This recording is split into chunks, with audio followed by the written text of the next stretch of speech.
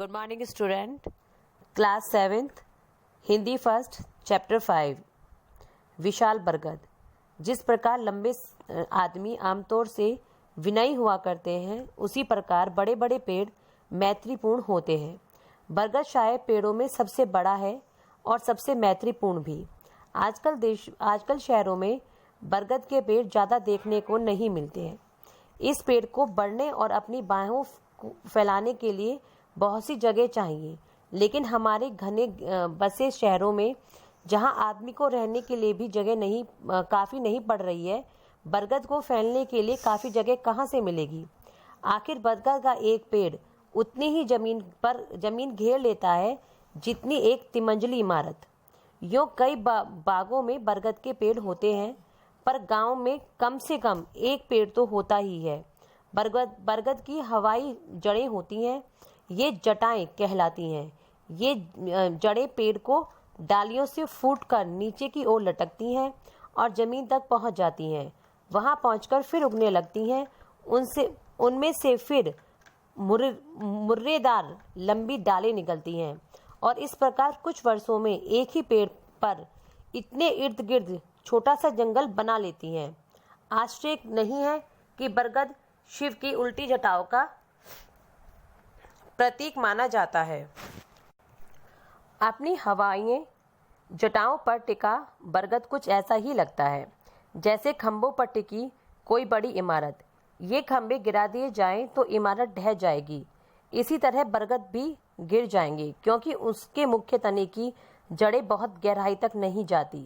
इसी कारण इसे बहुत सी जगह की जरूरत होती है, जिससे यह अपने इन सहारा देने वाली जड़ों को फैला सके। छोटे मोटे बाग बगीचे या भीड़ भाड़ वाली जगहों पर बरगद का काम नहीं चलता। सड़क बरगद के पेड़ को अपने घर के बहुत पास भी नहीं लगाना चाहिए, नहीं तो एक दिन अचानक देखोगे कि पेड़ बढ़ते बढ़ते आपके कमरे की दीवार को फाड़कर निकल आया। उसकी बाढ़ को कोई चीज नहीं रोक सकती। बरगद के नीचे हमेशा छाया रहती है। चढ़ने के लिए यह पेड़ बहुत अच्छा रहता है। बिना कठिनाइयों के आप इसकी डालों के बीच पहुंच जाओगे, फिर गिरने का आपको डर नहीं रहेगा। यह पेड़ बढ़ने के लिए बहुत आरामदेह है। इसकी मोटी डाल से पीठ टिकाकर आराम से बैठ जाओ और मजे से किताब पढ़ो।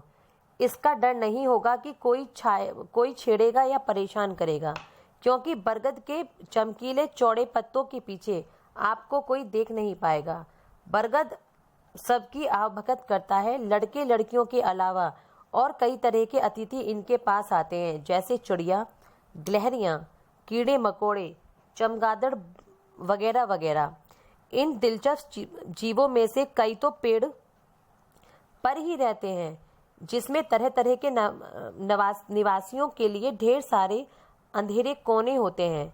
बरगद का पेड़ होटल या छात्रावास की तरह होता है, जिसमें लोग एक दूसरे के पड़ोस में रहते हैं, लेकिन एक दूसरे के काम में दखल नहीं देते।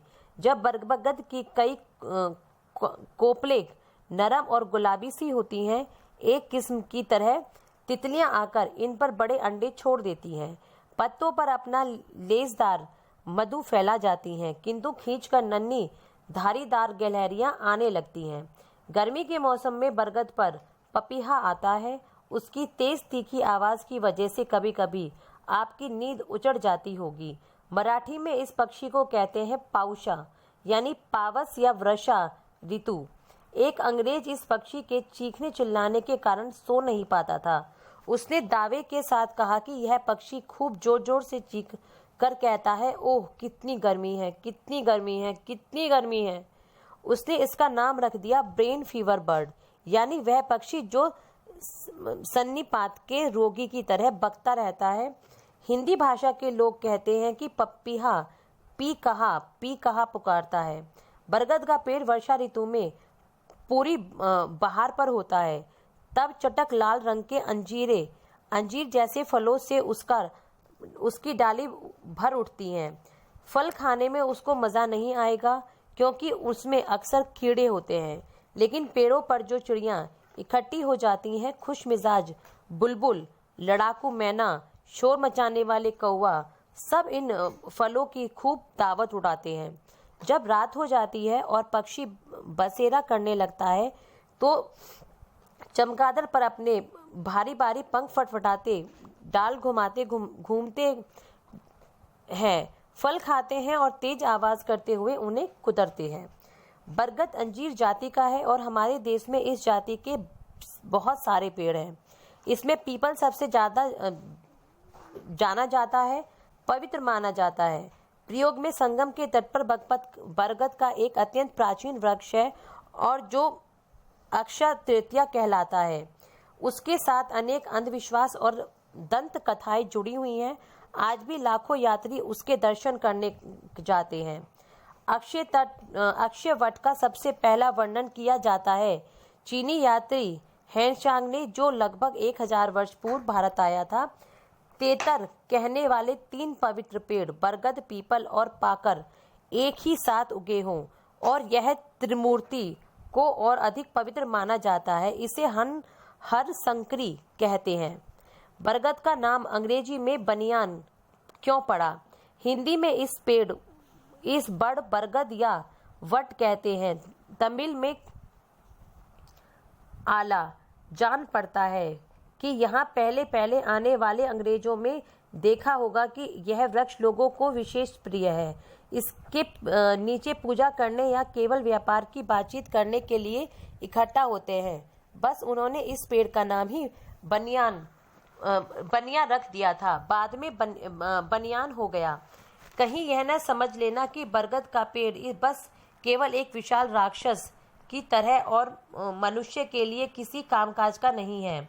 इसकी लकड़ी जो मजबूत होने के साथ साथ लचकदार भी होती हैं। सदियों से तम्बाकू के खंभों, बैलगाड़ियों में बैल को जोतने के लिए, जुएं आदि बनाने के लिए इसका प्रयोग किया जाता है। इसके पत्ते और टहनियाँ हमेशा से ही हाथियों का प्रिय भोजन रहे हैं। दोनों ओर बरगद की कतारों वाली सड़कें अब उतनी नहीं दिखाई पड़ती जितनी पहले दिखाई पड़ती थी। सड़क के किनारे बरगद के ऐसे पेड़ अक्सर देखने में आते हैं जिनकी सहारा देने वाली नीचे की ओर लटकती जटाएं कटी होती हैं। देखकर अफसोस होता है क्योंकि कोई भी पेड़ गर्मी की तपती धूप में इतनी ठंडक और छाया नहीं प्रदान करता। चाहे किसी गुण को न माने तो भी केवल उसके इस गुण के कारण ही इस वृक्ष की प्रेम से देखभाल करनी चाहिए। Thank you student.